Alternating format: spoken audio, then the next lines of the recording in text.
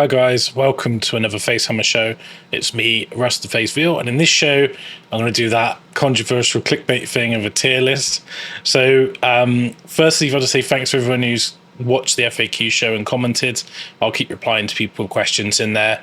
And what I want to do in this show is, all joking aside, obviously this is going to be focused on the meta, and this is what I think the meta will look like after a few months of play.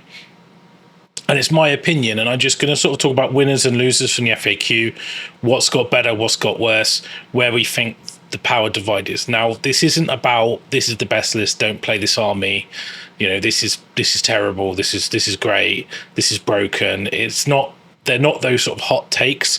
I know they're popular for people to make those kind of sweeping statements. This is the best thing in the world. This is utter garbage. The game's not that far apart, in my opinion. I'm only going to talk about the main factions. I'm not going to talk about Legacy, and that's mainly because most of my play doesn't include Legacy. So they haven't had any update, so they're going to obviously sit around where they already are. Now, one of the nice things about the FAQ update is that it actually addresses core mechanics like infantry, and those rules are just going to cascade into those armies. Now, there will be some points of soreness, like the magic levels, your magic being reduced and the spell cost not being reduced and things like that.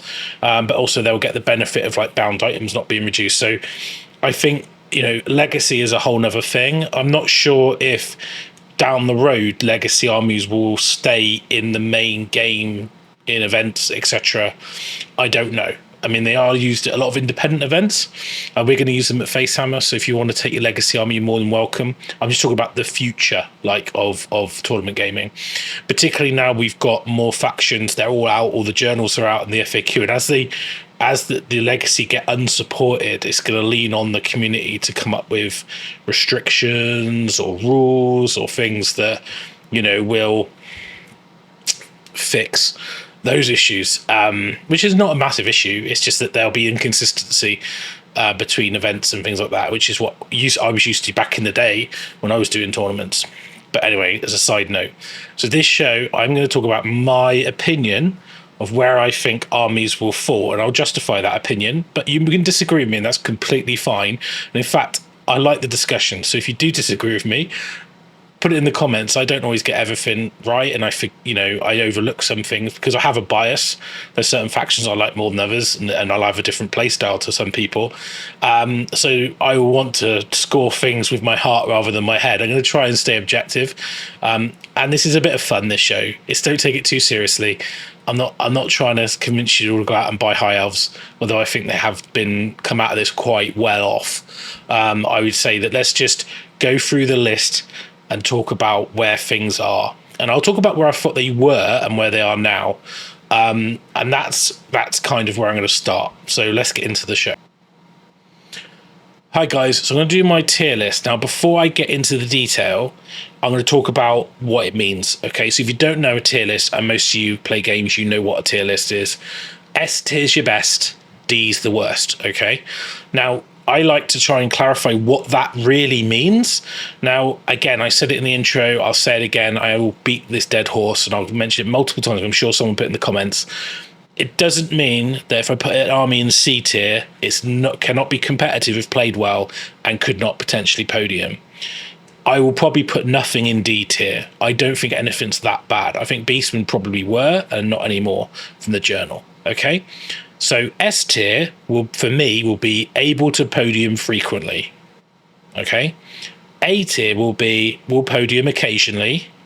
B tier will be can podium, unlikely, and C tier will very rarely podium in a tournament. That's how I'm going to pitch it. And the lens of that tournament, although tournaments are different, they've got different scoring. I'm looking at just gaming, and I'm looking at the matched play guide, different versions, and I'm assuming going forward, pretty much every independent event will be using the Grand Army, or if it's a match play one, will be using those restrictions where you've got 25% on a model, you've got 0 to 3, you've got 0 to 2, depending if it's special, rare, core, all those restrictions. So those restrictions, I think, will apply to pretty much every event. I'm only going to talk about the main armies, as I think I mentioned. So only the main armies, because I'm not doing legacy for the reason I stated. I've not played enough against them, and they haven't really been affected by the balance, and I'm just sticking to the main factions. Okay, and I'm going to talk about where I think they were and where I think they are now, and justify that. So with that out the way and that discussed, so you know what the tier means, you know the lens I'm looking at it, and it's a bit of fun, and it's my opinion, and you will disagree. Fantastic. Put it in the comments, tell me why, and I'll reply to you. And I love that discussion. This is my opinion, okay? And it will be biased because even a little bit, I'll try and be objective. Right, intro out the way, let's do the actual tier show. Let's start off with my baby, my Chaos Warriors. So these chaps, they are what I would call S tier in before the changes. And you could argue that they've had some nerfs, so they must obviously drop down. But lots of stuff's had balancing. I think in the pack of armies, they could still be S tier. So yes, the Chaos Dragon's gone away, but it hasn't, because you can put an Exalted on a dragon with some gear. You know, you've now got countercharge on normal Chaos Knights, which is a big thing. Yes, the Chariots lost close order bonus for combat res because they're not using 10. But so do a load of other things. So does that really make a difference? And it made Chaos Warriors got a lot better, now getting a parry save and now fighting in 2 ranks. They're actually pretty scary. And a bunker's really good. Things like the Mark of Zinch has got good, because obviously a +1 in the new world of Old World 1.5 is almost the same as having a +2 in the old World, because everything's been halved. But Mark of Zinch still gives you +1 if you've got unit strength for 10 or more. You kind of want unit strength 10 or more, because in objective play you want core units with that unit strength. So a block of warriors with a level 2 on Zinch, or a level 3 or 4 on Zinch, a block of Chaos Knights with countercharge with a Chaos Lord in it, are super good points denial and super good.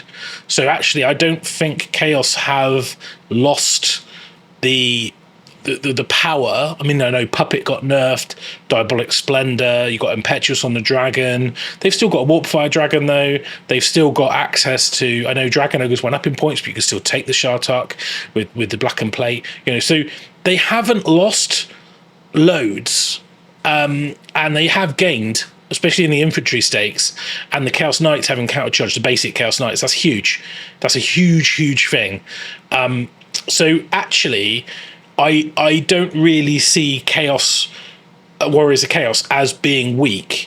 I still think they're one of the better armies out there. I'm looking at my list, and I played the Dragon extensively, and I'm not going, oh my god, the sky is falling. I'm thinking, great, I could do a Demon Prince list, I've got a Cavalry Bus list. Pash used a Cavalry Bus list. It was really good. He didn't, all these changes wouldn't affect him in the slightest, really. Yes, the extra magic and the not having the bonuses to cast, the Puppet not being as good, but then do you need the Puppet to be as good if magic's harder to cast anyway? You know, and I think there's plenty of stuff in the list that's good, and actually MR's better. So like the Brazen Collar's still MR2. That means most of your units you can put on a unit champion. Like Fireballs, yeah, whatever. You're now -2, but you're only +2 as a level 4, right? So now it's like, yeah, you got to roll an 8. Okay, go on then. You're a flat roll. It's like it's not even that easy to do it. And then it's easy to unbind because they're reducing their number, not your, you know, so it's not increasing the number you need, it's decreasing the number you roll. So actually I think there's a lot of bonuses in the Chaos book which, you know, kind of just don't care, and they've got the flexibility to pivot in a list design and still be relevant. So I'm going to leave them in S tier. So we've got Chaos, and I'm going to leave them in S for now. Unless a lot of stuff B's in S, I might shift them down. But I still think Chaos are great. I still think I can podium frequently with them. I could do well with them. I like the fact the Dragon list is, I can look us outside the Dragon list, because honestly, I was a bit bored of it, and it's nice to have other options. So, and with me, I can't, if I know it's the best, I'm going to take it. It's just the way it is. So, especially if I've got the models and I like them, so it's there. Right, let's talk about Mortuary Cult. Now, this was definitely S tier, and I say Mortuary Cult, I'm talking about Tomb Kings. So it was about all the armies of infamy in a bundle with the faction, okay? Tomb Kings, Mortuary Cult lists were amazing. Travel mystical pathways, you know, the sacrifice for pluses to cast, all the benefits and bonuses that you got with them was fantastic. You know, bow shabti are still core. They're still good. There's no changes to them. Things like skeleton infantry, the challenge rules changes. You know, tomb guard are now viable. You can't take them in mortuary cult, but you get the feeling. There is an argument with the regen, which is that because it's now when you crumble, you take wounds, and the regen's changed to when you take a wound.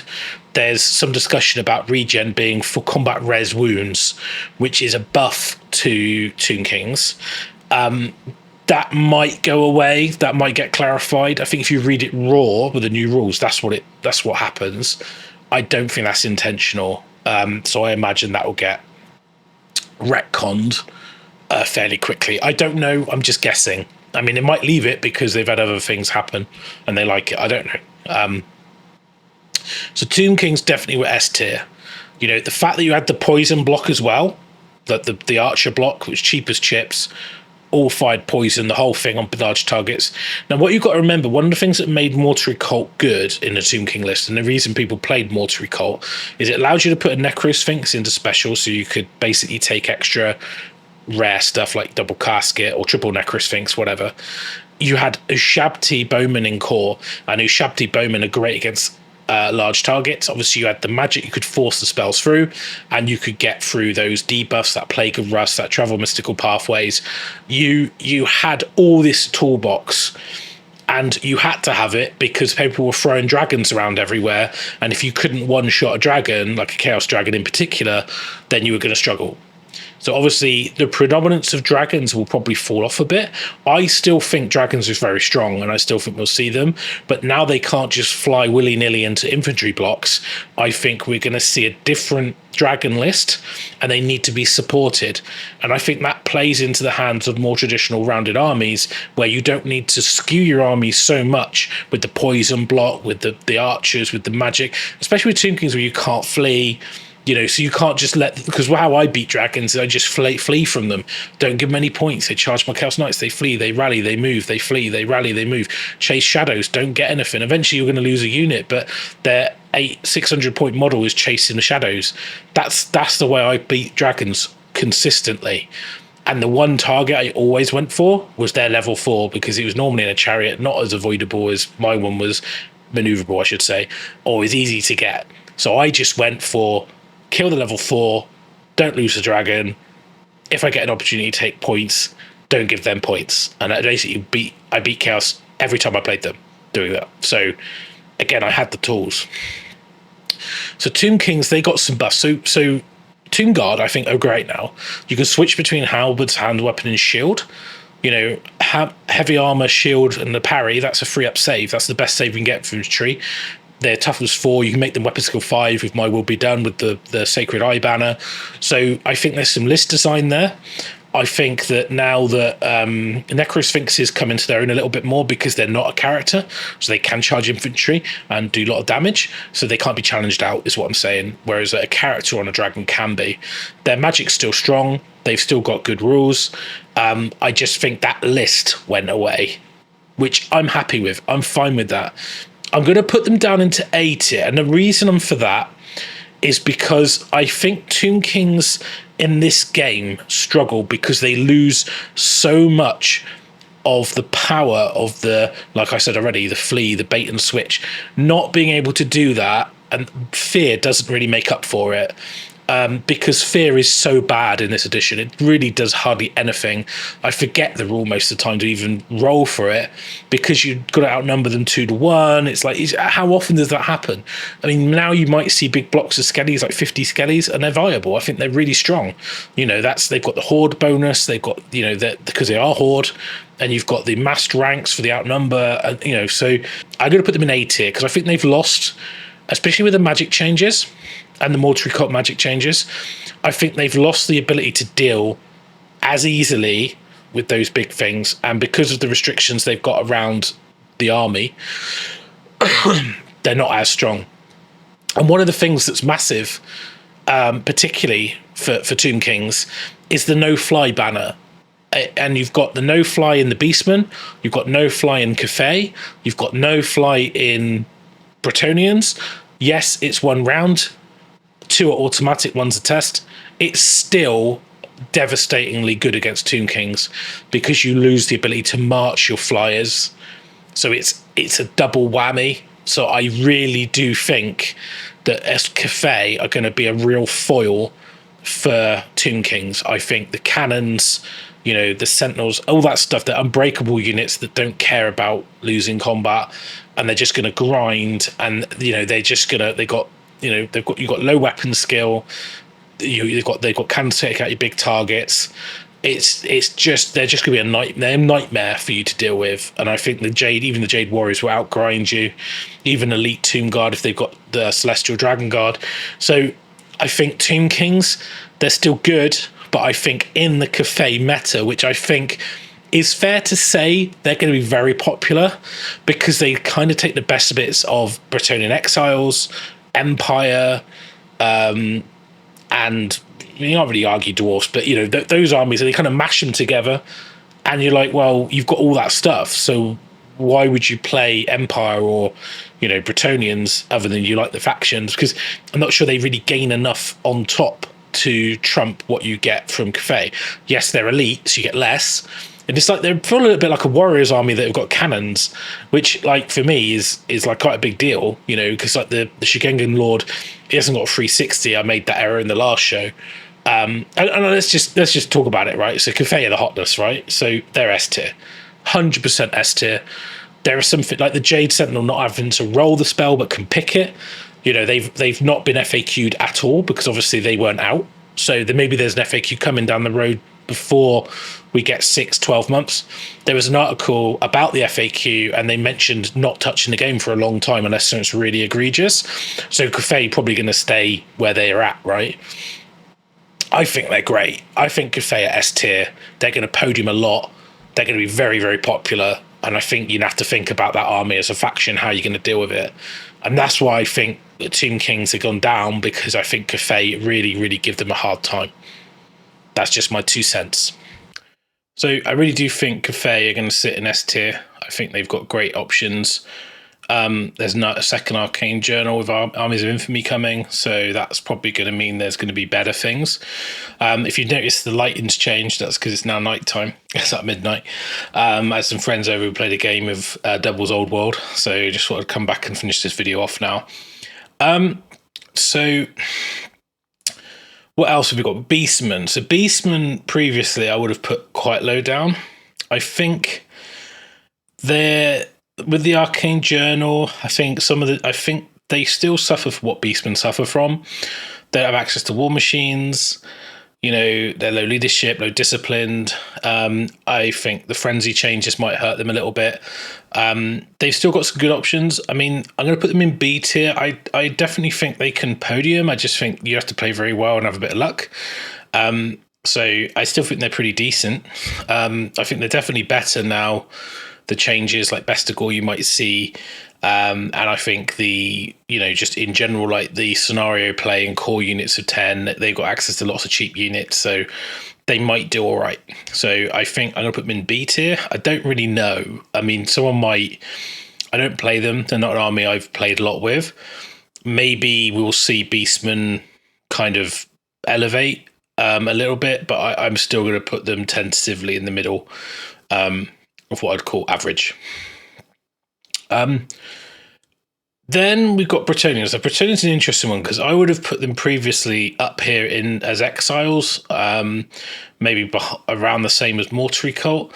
They've kind of really been hammered. Like the Falcon Horn's only once, and you still got to take a test. Pegasus have gone up. Royal Pegasus have gone up. Just the exiles list in general just looks like it's a worse version of Cathay. So I think they've actually been knocked down a peg. I still think they're good. I just don't think they are going to be in the same bit. The Vanguard banner nerf is quite a big one. You know, not being able to Vanguard and charge on turn 1, that hurts the exiles list as well. But they're still a decent army. Like I still think they're viable, and we'll see them on the table and they'll do well. Just not as kind of auto, decent, with the bombards and all the rest of it. I still think they're decent. I mean, they can definitely compete with Cathay. So but I just don't think they're as strong. So I'm going to put them in A. Like I say, it's a bit of personal bias. Maybe you disagree with me, and that's completely fine. Now, Orcs and Goblins. I would have previously put these around the A mark because they have done quite well. They've got some really good things. I think they've gained and they've lost, and I still think they're solid. The change to Impetuous is a massive boost.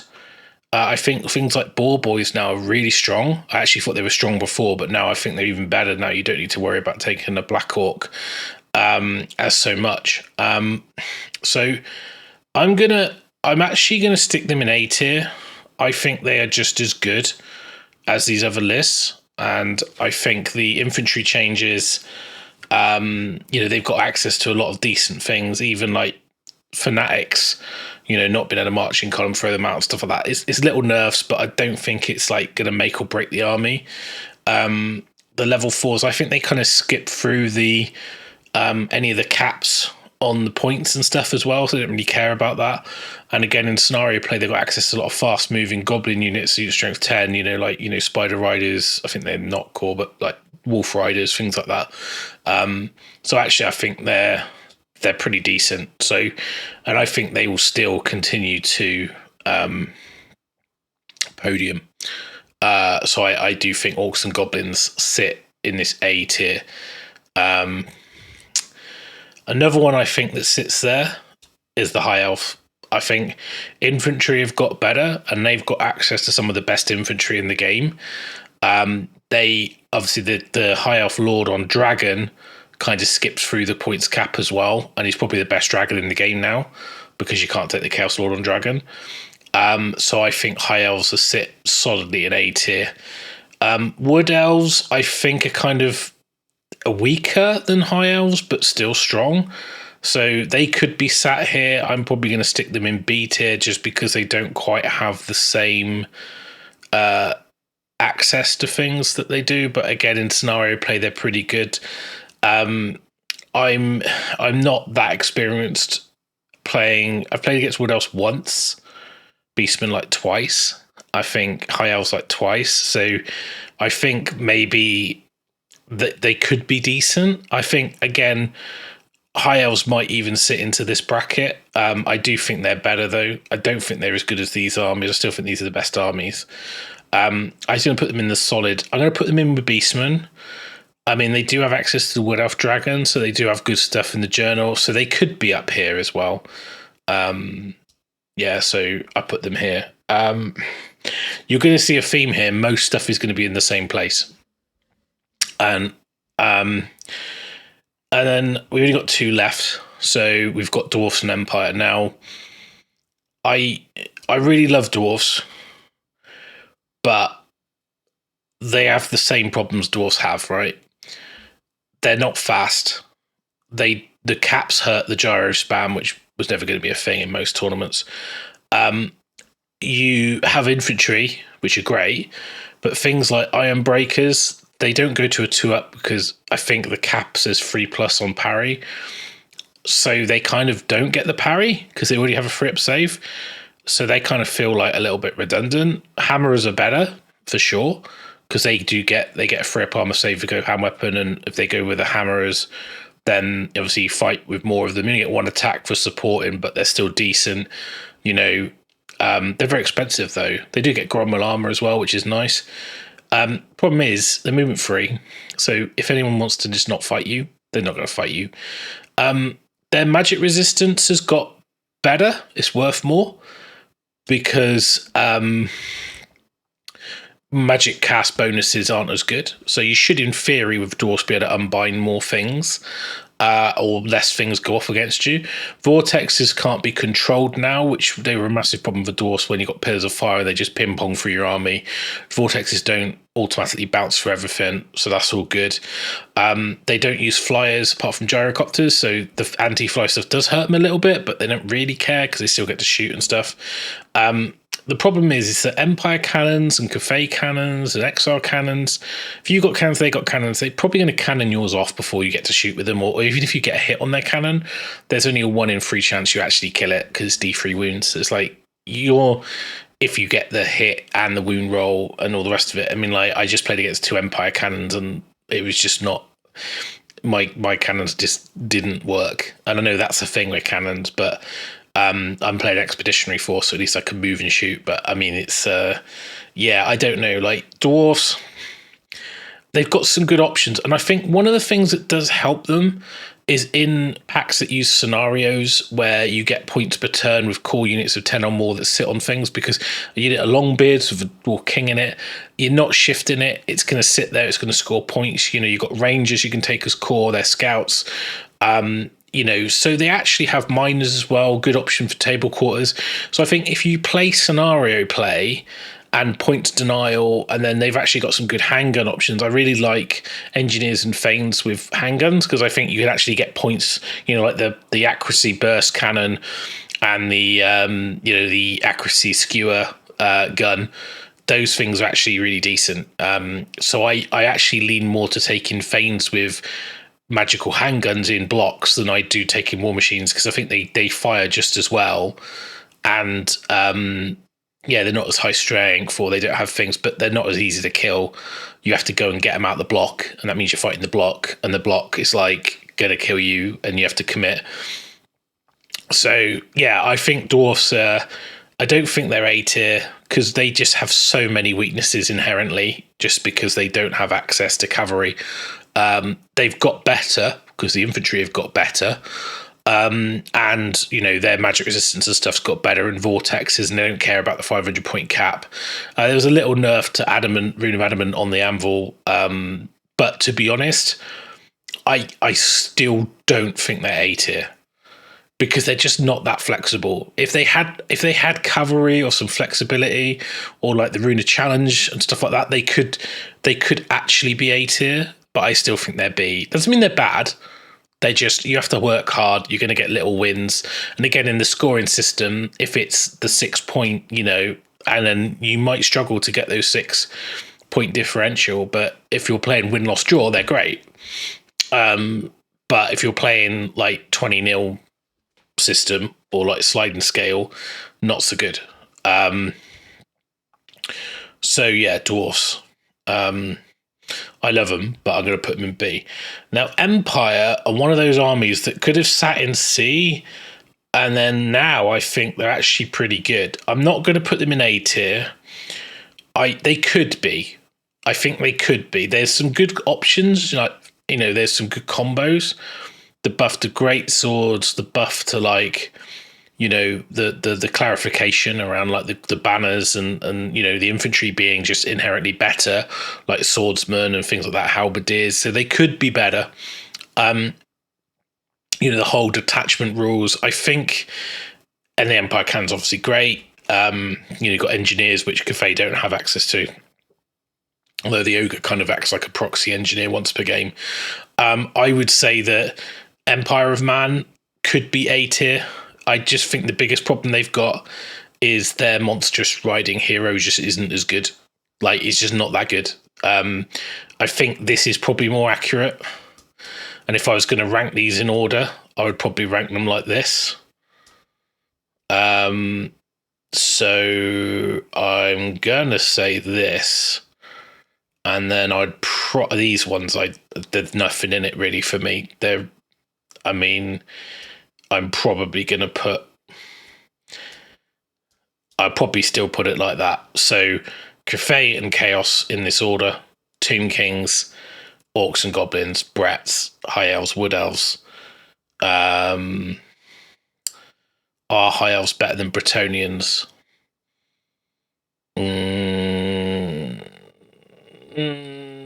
Maybe. Again, there's so little between these, but okay, let's just leave them in the brackets. These will podium quite often. I still think that's the case.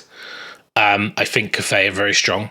I just believe that unless they get FAQ'd like soon, they're going to dominate for a little bit, because they've got some of the old rules that have been fixed, but they haven't been fixed for Cathay. Tomb Kings are good inherently because they don't run away and things like that, and they've got access to cheap stuff that can hold objectives. They're not fast. They're not sexy. But they, Mortuary Cult's big nerf, so they've dropped down a little bit in power. I still think they're solid. Orcs and Goblins, I think, are great. Brets, I think, are still great. High Elves, I think, have got way better. They could be here. I might be wrong, and they might actually be really, really good. Wood Elves, and I kind of want to put Wood Elves exactly the same as High Elves because they feel like they've got the same options. Problem with Wood Elves, they just do not have the armor the access to the armor that the High Elves have. They don't have access to the flying monsters and things that the High Elves have. I know they get other things, but I know their shooting's better and stuff like that. But I generally think the High Elf infantry is better than the Wood Elf infantry, and the High Elf dragon is better than the Wood Elf dragon because of the kit options and things you can give it. And then I think low tier is Dwarfs, Beasts, and Empire, and where they sit in that is kind of irrelevant. So I think these will podium infrequently. These will podium every now and again, and these will frequently be on the podium. And that's my hot take for the old world tier list in 1.5. I don't think any list sits in here at all. I don't think anything is terrible. I honestly believe that. I think there's any list in here can do well. And I do think we're still going to see Chaos rule in the roost because I still think they've got amazing options within their books. Their infantry's got better. Chaos Knights have got better. Yes, the dragon's gone away, but you've got the Exalted on Dragon. He's just as good, if not, incomparable what other people can take. He's probably still just on par. He's still egregious. The Warpfire Dragon is still there. The Double Dragon list is still there. Yes, you're impetuous, but you can use your leadership. It's like I never took Demonic Splendor anyway. I never took the Enchanting Aura anyway because it couldn't fit it in. And in my head it was unnecessary. You just didn't need it. And the Chosen Bus is a very strong list. Pash did really well with it. I still think Chaos are there. Are they better than Cathay? Maybe. Maybe they are. Maybe I've just got jade tinted goggles for Cathay because they're new. I generally, though, when I look at their list, I know they're not very flexible, but those balloons I think are the best thing in the game. I generally believe that. I think we're going to start seeing like 3 balloons in a list all the time because they are just that good, in my opinion. I think they're amazing. I might be wrong. And even the Sentinels are great. I think the infantry and the cavalry is great. Their ambush, the character's awesome. You don't get a lot in the list. One thing they're going to struggle with is objective play, but objectives don't win you the game. They give you like 30 points. If you can table your opponent. I'm interested to see how Dwarfs get on in a secret mission / objective based match play environment. I still just do not think they are on a par with these other lists because they don't have access to cavalry, flying monsters, and all the other stuff that's really sexy. But what I would say to you, if you love Dwarfs, play Dwarfs. If you love Beastmen, play Beastmen. I think, finding that special sauce, that combo that works, the list that wins, or winning with a list that people see as not as strong as others, there's a great feeling for the sense of achievement for that. And I think the game rewards you to stick with a faction and play with it. I just saw some cool stuff with Empire tonight, and I was like, yeah, they seem solid. They got good options. I love the idea of an Empire army, and I think Cathay will have the option. They've mentioned it to have an allied Empire Cathay list, and that could be really, really strong. That could be like the new Bret Exiles plus, and that could be way better than normal Cathay. With time will tell. What I would say, it's a very exciting time to play Old World.